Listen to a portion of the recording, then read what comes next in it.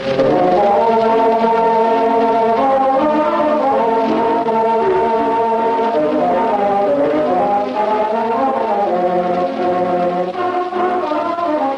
little chatterbox, the one with pretty auburn locks.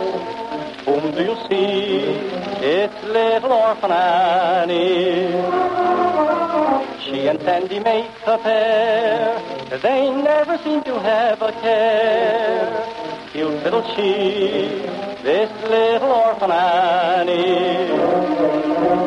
Bright eyes, cheeks of rosy glow. There's a store of healthiness handy. My size always on the go. If you want to know, our set Sandy always wears a sunny smile. Now wouldn't it be worth the while if you could be like little Orphan Annie? Well, here it is, 5:45 again, the time when you hear Orphan Annie before drinking your Ovaltine every night. Right away. Believe me, you're going to be thrilled when you see what a beauty it is, and how big and shiny and expensive looking it is, because it's a genuine gold-plated ring. Yes, sir. It's finished in genuine 24-karat gold plate, with a special rose gold finish over that. And just imagine how bright and shiny it will be. And besides, it's an automatic fitting ring, so you can adjust it exactly right for nearly any finger you want to wear it on. But remember, that's only the beginning. Just wait till you see the keen-looking stone that's set in this ring. Boy, it's a sparkler. It's a handmade simulated birthstone, specially imported from Europe. What's more, it's a big stone, 3/8 of an inch across, and it sets up high on a stylish, modernistic setting in your ring, so nobody can miss seeing it shining and sparkling when you wear it. And best of all, it will be your own special birthstone. Yes, sir. Annie sees that you get the right birthstone in your ring for the month you were born in. For example, if your birthday comes in October, like Annie's does, you'll get a beautiful simulated rose zircon in your ring. Or if you were born in January, your stone would be a simulated red garnet. Or if your birthday comes in February, you'd get a simulated amethyst, a beautiful purple stone in your ring. And you should see the other birthstones for all the other different months. They're all beauties, too, and your ring will be different from everybody else's, unless their birthday comes the same month as yours. Besides all that, remember, this ring shows everybody the exact month you were born in and the special birthday sentiment for your month. Now, just think of that. For example, if your birthday comes in October like Annie's does, your ring will have October spelled right out in the middle, close to the stone where everybody can see it. And on the other side of the stone, it will say, Hope, because that's the special birthday sentiment for October. You say, can't you imagine how proud you'll be to own a wonderfully different ring like that? With your own birthstone and birth month and birthday sentiment right on it? Nobody ever had a ring like it before. We've seen some rings with imported simulated stones like these selling for as much as $2 to $4 in the store. But you can't buy an Orphan Annie birthday ring like this anywhere. They're not for sale because they were made up specially just for Annie's radio friends who are drinking Ovaltine every day. Then you can get one for only 10 cents in coin and just one Ovaltine aluminum seal. That's the biggest bargain you've ever seen. So don't lose any more time, but send for yours right away, because here's all you have to do. Just print your name and address plainly on a piece of paper. Next, put down your birthday month, showing the exact month in which you were born. That's very important, so Annie will know exactly what kind of birthstone to have put in your ring. Then, just mail that paper in, together with all of the thin, round aluminum seal from underneath the lid of a can of Ovaltine, and also 10 cents in coin. Mail it to Little Orphan Annie, Chicago, Illinois. Or if you live in Canada, mail it to Ovaltine, Peterborough, Ontario. That's all there's to it. So remember, you put 3 things in the envelope when you send in for your ring. First, you put in the paper with your name, address, and birthday month printed plainly. Second, you put in an Ovaltine aluminum seal. And third, you put in 10 cents in coin. And then just mail the whole thing in to Little Orphan Annie, Chicago, Illinois. And Annie will send you your beautiful gold-plated birthstone ring just as fast as she can. So get busy right now. And now, tonight's adventure starts right where we left off yesterday, in Mr. Caslin's newspaper office in Simmons Corners. You remember, Jake, the owner of the Emporium, was telling Mr. Caslin and Annie and Joe how he was so sick that he'd have to close the store every afternoon and take a nap. Oh, but listen to what Mr. Caslin has to say to that. Yes, Jake, I got an idea. Maybe it's an idea I should use, huh? Well, now listen, Jake. It not only concerns you, but these 2 children here, too. Us? Mm-hmm. Here's poor Jake. He's sick. He probably oughtn't to be working at all. You should take the words out of my mouth, Mr. Coslin. That's what Dr. Riggs says, too. He says you're a sick one, all right, Jake. Maybe you shouldn't work at all. I thought so. Aye, but what should happen to the business if I shouldn't work? Well, you have to keep the emporium running. Dr. Riggs, he says every afternoon should I have a nap. I should close my store just so I could have a nap yet. Well, listen, Jake, here's my idea. Why not get Annie and Joe here to help you run the emporium? How? Golly. Yeah, I think it'd be a good idea. They could come down and help you out afternoons after school and on Saturdays. What do you think of that, Annie? Leaping lizards. I don't know, Mr. Caslin. I never attended a store before. Neither did I.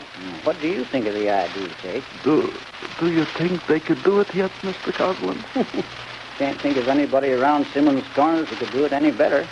What would you do if you didn't get anybody to help you? What could I do, Mr. Coslin? Only close up the emporium early and go have that nap. That's what the doctor says. Well, that's just why you'd be making a big mistake, Jake. You have to keep the emporium open from 9 o'clock until 6 every day. If people came there and found the front door locked and nobody around, what do you suppose they'd think? Such a business. They'd think you'd gone out of business, Jake. They'd stop going to the emporium. If 6 people stop coming to the emporium, there shouldn't be any business yet. Well, that's the whole idea. You want to keep the store open the regular hours every day. Now, you can't do that and have a rest every day like the doctor orders unless you get some help. I can't pay no great big salaries, you see. I don't think Annie and Joe here'd want a whole lot of money, would you, Annie and Joe? Oh, golly, Mr. Caslin, we'd be glad to do it, just to help out Jake. He's sick and he has to take it easy. No, you can't work for nothing. That ain't fair either. Well, gee, Jake, we haven't even said we'd do it yet. I'm still thinking it over. You're not scared, are you, Annie? Well, of course we're not scared, Mr. Caslin. It's only that we don't know anything about running a store, that's all. It's a business. You could show them, couldn't you, Jake? Sure, I show them.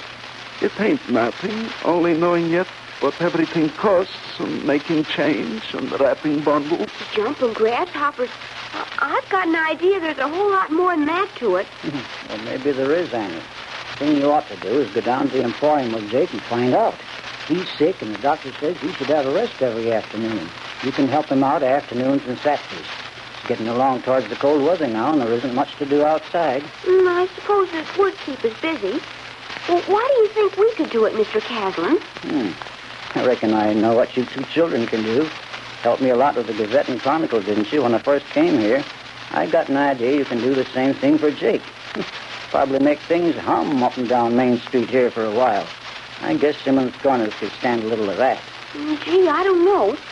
What do you think, Joe? Shucks, Annie, I don't know. It's up to you. I like you should help me, Annie. You got a good business head, I bet. I like the idea, Annie. It ought to be a lot of fun tending store. You could do it. You know how to make change and talk to people. There's nothing for you to be afraid of. Oh, we're not afraid, Mr. Caslin. I'm just thinking, that's all. I pay you, Annie and Joe. It won't be much, but I pay you. Oh, that's not it, Jake. It's not the money we're thinking about. We'd be glad to help you out, wouldn't we, Joe? Sure. No, you shouldn't work and not get paid. I pay you, yes. You wouldn't have to give us any more than you thought we were worth. We could work for a while, and then you could decide how much we were worth. I know what'd happen. Before long, Jake would be giving the 2 of you an interest in the business. I ain't got no partners yet, Mr. Coslin. There ain't nobody to keep the emporium going after I'm gone. Well, before long, you'll probably have 2 of them. I know these children, Jake. Sure, I know them pretty good myself. Well, it's up to you, Annie. What do you think? How about it, Joe? I'll do anything you want, Annie. You go ahead and decide. All right, we'll do it. There you are, Jake. Now, you can go right ahead and be as sick as you want.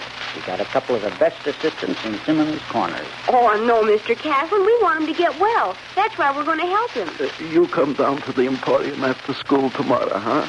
Tomorrow I got to go by Sunfield and see that specialist. Sure, we'll be down tomorrow, Jake. You can start teaching us what to do.